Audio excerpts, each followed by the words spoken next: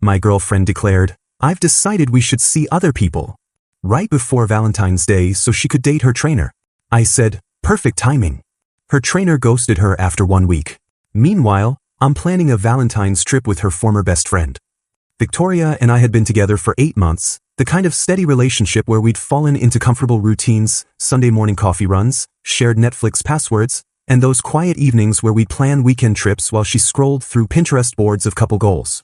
I'm a 27-year-old project manager at a tech consulting firm, the type who actually enjoys creating spreadsheets and believes in planning ahead, so when Valentine's Day was approaching, I'd already started researching restaurants and thinking about whether this might be the year I'd say something more serious about our future. Then, on a Tuesday night exactly 2 weeks before Valentine's Day, Victoria dropped the bomb that completely blindsided me.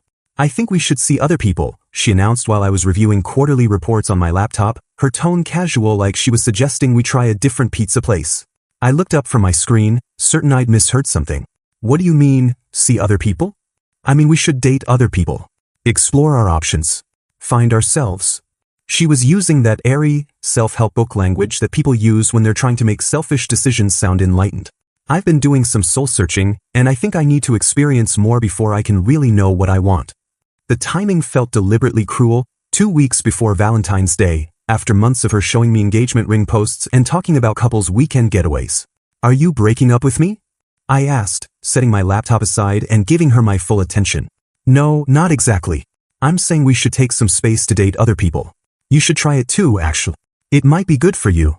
The way she said it made me feel like I was being prescribed medicine I didn't want to take. Over the next few days, I started noticing things I'd been too trusting to see before, how she'd been spending extra time at our gym, coming home energized and distracted, mentioning her personal trainer Bryce more frequently in casual conversation. Bryce thinks I should focus more on compound movements, or Bryce suggested this new protein powder. I'd assumed she was just getting serious about fitness goals. When I finally looked at her phone after she left it unlocked on the counter, the extent of her planning became crystal clear.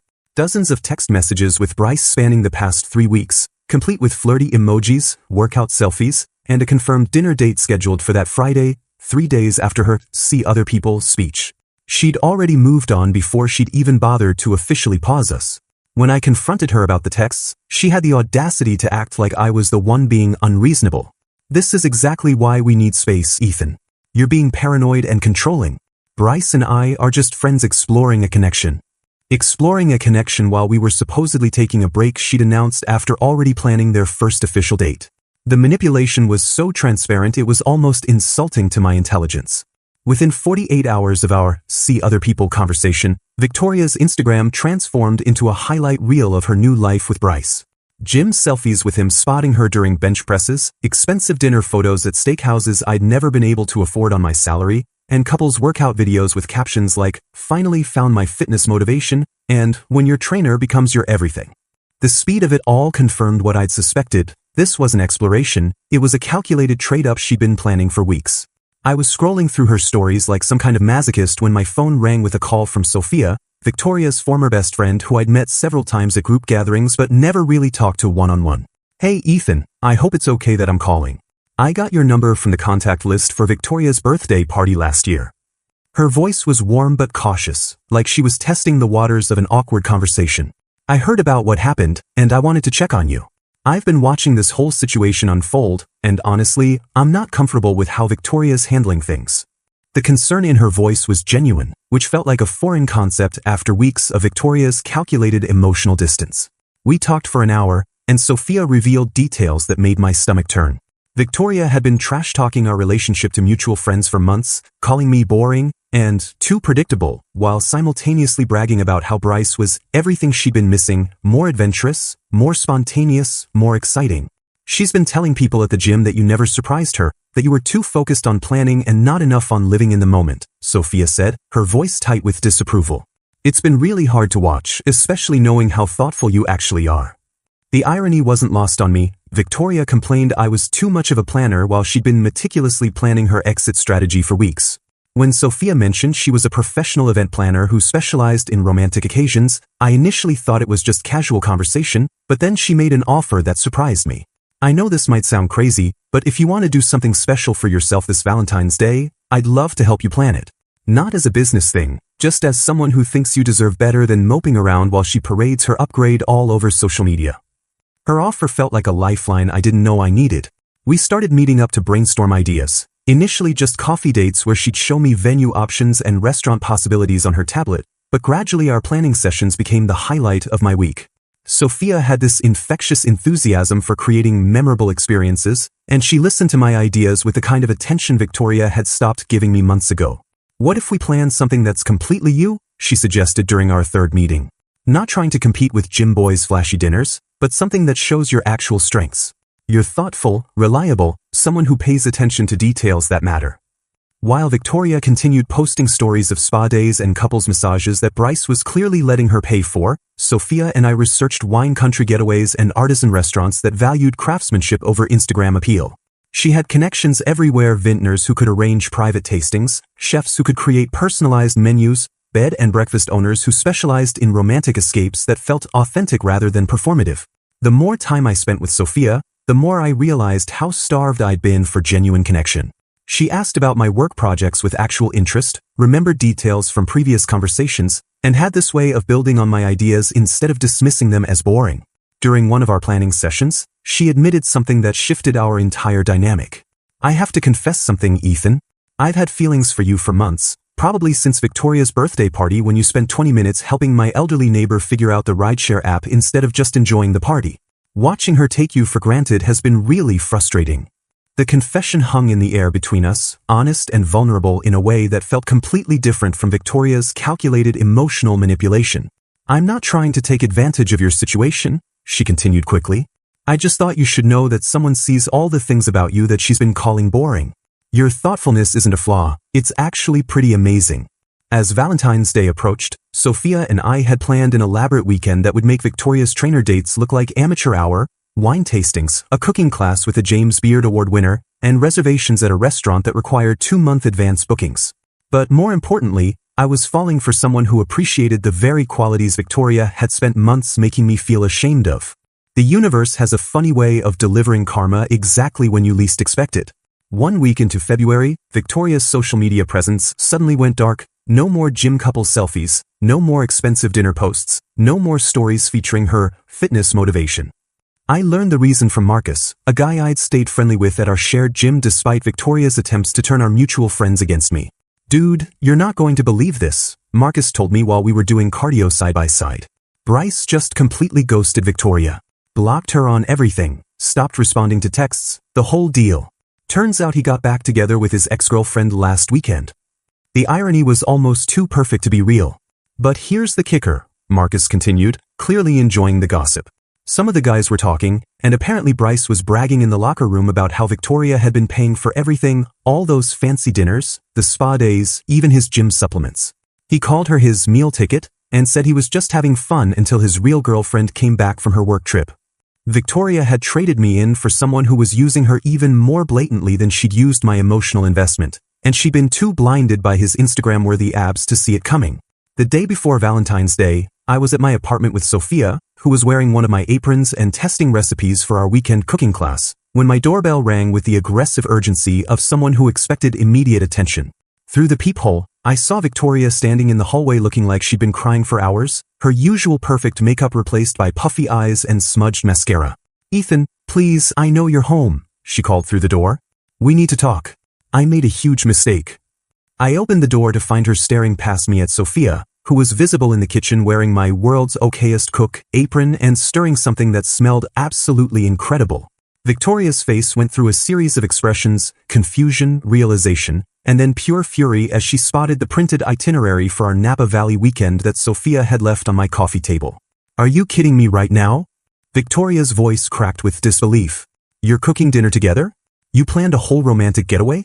How long has this been going on?" The accusation in her tone was rich considering she'd been planning her Bryce adventure for weeks before our supposed break.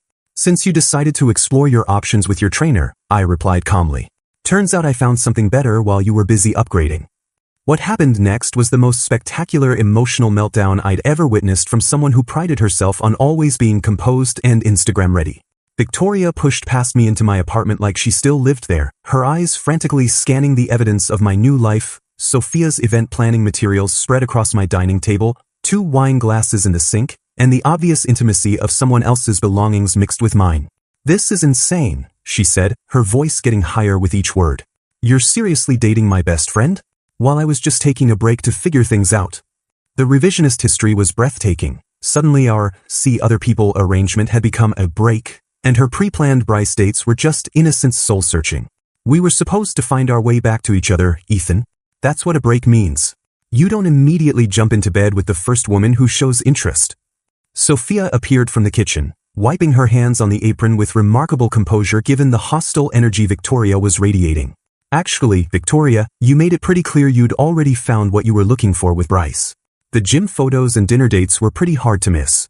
"That was different," Victoria snapped. "That was me exploring my options, trying to grow as a person. This," she gestured wildly between Sophia and me, "this is you two plotting behind my back like vultures."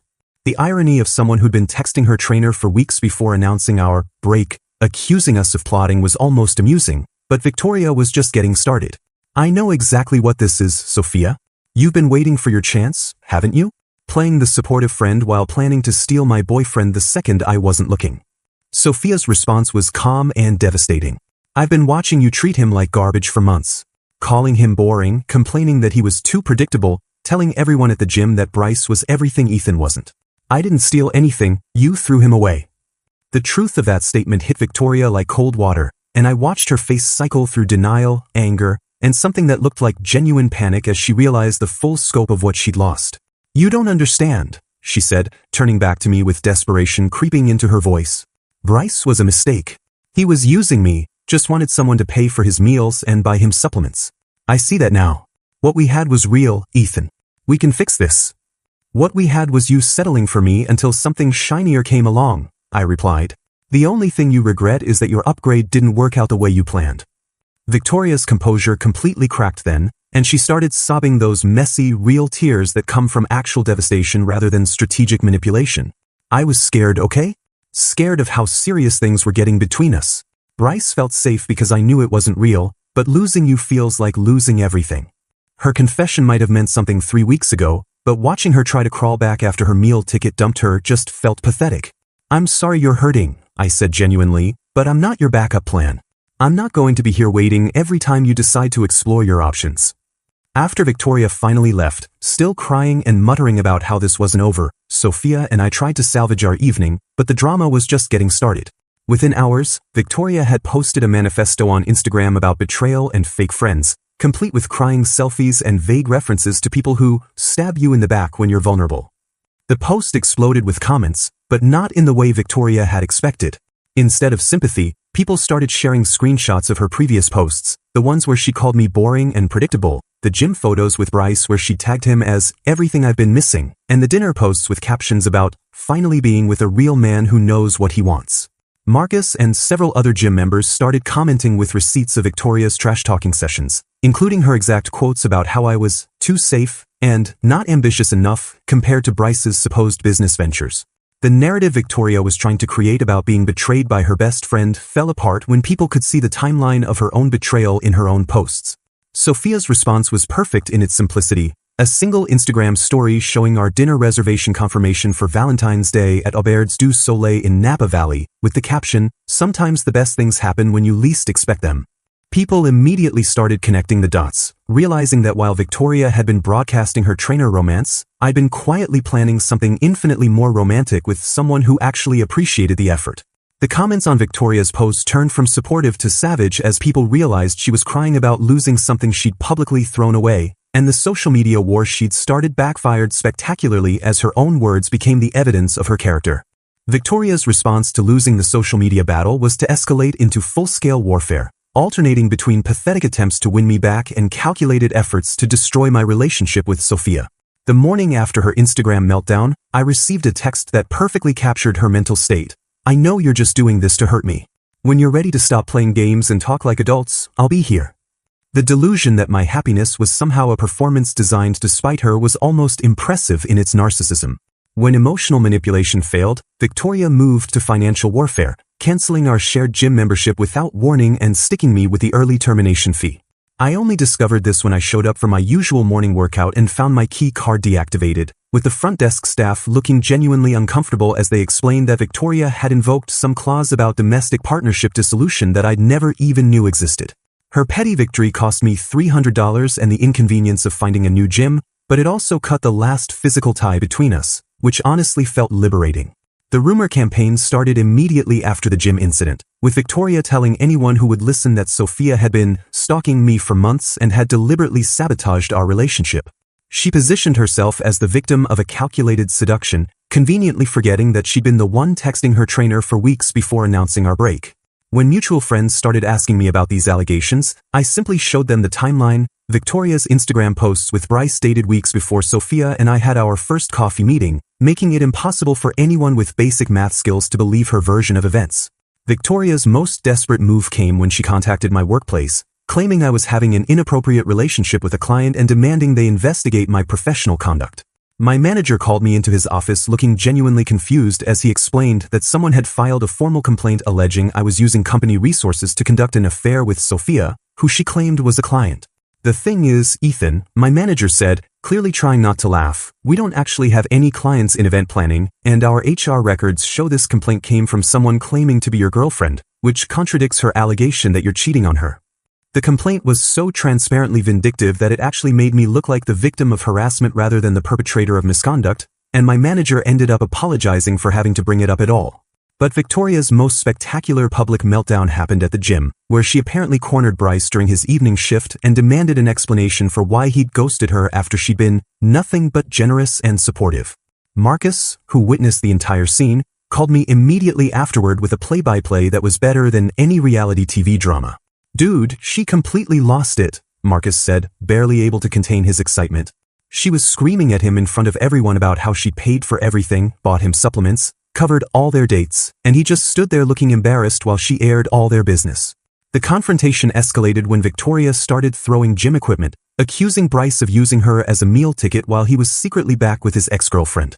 The best part, Marcus continued, was when she demanded he pay her back for all the money she'd spent on him, and he just laughed and said she'd volunteered to pay because she was trying to impress him.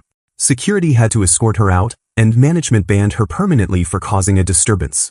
The drama reached peak absurdity when I discovered, through Sophia, that Bryce's ex-girlfriend was actually her cousin Elena, who worked as a pharmaceutical sales rep and had been traveling for work during his brief Victoria experiment. Elena reached out to Sophia with information that made Victoria's situation even more pathetic than we'd realized. "Sophia told me what's been happening with your ex," Elena said when she called me directly. "I thought you should know that Bryce has been running this same scam on multiple women at different gyms across the city. Victoria wasn't special, she was just his most gullible target." Elena revealed that Bryce had a rotation system, targeting women who seemed financially stable and emotionally vulnerable, letting them compete for his attention while he collected free meals, supplements, and ego boosts. "He showed me screenshots of her texts," Elena continued. She was practically begging him to let her buy him things, talking about how she'd never been with someone so motivated and ambitious. He was laughing about how easy it was to get her to pay for everything. The final piece of Victoria's vindictive campaign involved trying to destroy Sophia's business reputation by leaving fake negative reviews on every platform she could find, claiming Sophia was unprofessional, unreliable, and had stolen her boyfriend during a consultation. The reviews were so obviously fake, posted from new accounts with no other activity, all using similar language and focusing more on personal grievances than actual service issues, that most platforms removed them within days. But Sophia's existing clients rallied to defend her, posting genuine positive reviews that highlighted her professionalism and creativity, ultimately boosting her business profile more than Victoria's sabotage had damaged it. "You know what the funny thing is?" Sophia said as we looked at her review page, now filled with glowing testimonials from grateful clients. "She actually helped my business by forcing all my happy customers to go public with their recommendations. I've gotten 3 new bookings just from people who saw the drama and wanted to support me." Victoria's escalating revenge campaign had backfired at every level. The gym drama made her look unhinged, the workplace complaint made me look like a harassment victim, the fake reviews boosted Sophia's business, and every public scene she caused just provided more evidence of her true character to anyone who'd been on the fence about our situation. Valentine's Day itself became the stage for Victoria's most spectacular public humiliation, though she orchestrated it entirely herself through a combination of desperation and terrible decision-making. Somehow, She discovered our dinner reservation at Chez Laurent, probably through social media stalking or mutual friends, and decided that crashing our romantic evening with witnesses would expose our affair and win public sympathy for her situation. Sophia and I were enjoying appetizers and wine when Victoria burst through the restaurant's entrance like she was staging an intervention, flanked by two women I recognized from the gym who looked increasingly uncomfortable as they realized what they'd been recruited for. "There they are," Victoria announced loudly enough for half the restaurant to hear, pointing at our table with the dramatic flair of someone who'd been rehearsing this moment. The cheating boyfriend and the backstabbing best friend, having their romantic Valentine's dinner while I'm left picking up the pieces of their betrayal. The entire restaurant went silent, with couples pausing mid-conversation to stare at the unfolding drama, but Victoria seemed energized by the attention rather than embarrassed by it. "I brought witnesses," she continued, gesturing to her increasingly mortified companions, "because I want everyone to see what kind of people you really are. Sneaking around behind my back, planning this whole relationship while pretending to be my friend." Her gym friends, Ashley and Monica, were clearly starting to realize they'd been manipulated into participating in something much more unhinged than Victoria had described when recruiting them for this mission. Before I could respond to her accusations, the restaurant manager appeared with the kind of professional composure that comes from years of dealing with difficult situations. "Excuse me, Miss Chin," he said, addressing Sophia with obvious recognition and respect. "I'm so sorry about this disruption.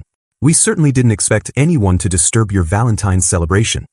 It turned out that Sophia had planned and executed the restaurant's grand opening events 6 months earlier, creating an elegant wine-tasting experience that had launched them successfully into the local fine dining scene. "Miss Chin is one of our most valued event partners," the manager continued, his tone becoming firmer as he addressed Victoria's group. "I'm going to have to ask you and your friends to leave immediately. This behavior is completely unacceptable in our establishment." The moment when Victoria realized that Sophia wasn't just some random woman who'd stolen her boyfriend, but a respected professional with actual standing in the community, was visible on her face like watching someone's entire worldview collapse in real time. "You can't kick us out," Victoria protested, her voice getting shrill. "I'm exposing their affair. People deserve to know the truth about what kind of people they really are." "Ma'am, you're causing a disturbance during other guests' romantic dinners," the manager replied firmly. "If you don't leave voluntarily, I'll have to call security." Ashley and Monica, who'd been growing more embarrassed by the minute, finally reached their breaking point when other diners started pulling out phones to record the spectacle. "Victoria, we're leaving," Ashley said firmly. "You told us they'd been cheating for months, but her Instagram shows they only started dating after you were already with that trainer guy. You lied to us." Monica nodded in agreement, backing toward the exit. "This is insane. We thought we were supporting a friend who'd been betrayed, not helping you stalk your ex-boyfriend." Watching her backup abandon her in real time was the final blow to Victoria's rapidly crumbling dignity, and she stood alone in the middle of an upscale restaurant on Valentine's Day, surrounded by couples who were now openly recording her meltdown for social media posterity. The video of Victoria's restaurant outburst went viral on local Facebook pages and neighborhood apps within hours, with people sharing it as an example of unhinged ex-girlfriend behavior and cautionary tale about social media stalking. Her employer, a boutique fitness apparel company that prided itself on promoting positive lifestyle choices and empowered women, saw the video by the next morning and fired her immediately for unprofessional conduct that reflects poorly on our brand values. The final image that perfectly captured Victoria's Valentine's Day was a selfie someone spotted her taking alone at a McDonald's later that evening, posting passive-aggressive Instagram stories about people who show their true colors, while surrounded by Happy Meal boxes and looking like she'd been crying for hours. The aftermath of Victoria's public meltdown was swift and definitive. Within 2 weeks of the restaurant incident, she deleted all her social media accounts, moved back in with her parents in Oregon, and essentially disappeared from our social circle entirely. The combination of losing her job, her reputation, and any remaining friend support had finally forced her to face the consequences of her choices, though I doubted she'd learned anything meaningful from the experience beyond the fact that public tantrums have social media consequences. Sophia and I, meanwhile, were building something genuine and lasting. 3 months into our relationship, I'd never been happier or more confident in a partnership.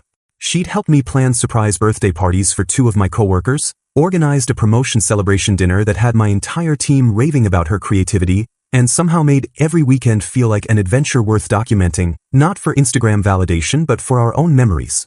The gym community, which had witnessed Victoria's entire dramatic arc from entitled princess to banned crazy ex-girlfriend, was incredibly supportive of our relationship. Marcus and several other members had started asking Sophia for event planning advice, And even Ashley and Monica had approached us separately to apologize for initially believing Victoria's manipulation. We should have known better, Ashley admitted during a chance encounter at the grocery store. The timeline never made sense, and honestly, Victoria had been complaining about you for months before she ever mentioned that trainer guy. We just felt bad for her when she was crying about being betrayed. The experience taught me something valuable about human nature. When someone says they wanted to see other people, they usually already have someone specific in mind, and the best revenge isn't plotting elaborate payback schemes but simply being happy with someone who actually appreciates you. Victoria had spent so much energy trying to hurt me that she destroyed her own life in the process, while I'd accidentally found my perfect partner by focusing on building something positive instead of dwelling on what I'd lost. This weekend, Sophia and I are celebrating our 6-month anniversary with dinner at Chez Lauren, the same restaurant where Victoria had staged her Valentine's Day meltdown. The manager, who remembered us from that dramatic evening, personally called to offer us the best table in the house and complimentary champagne, joking that we provided more entertainment than most of their anniversary couples. Sophia thought the irony was perfect, and honestly, so did I. Sometimes the best endings happen in the same places where the worst chapters tried to destroy you.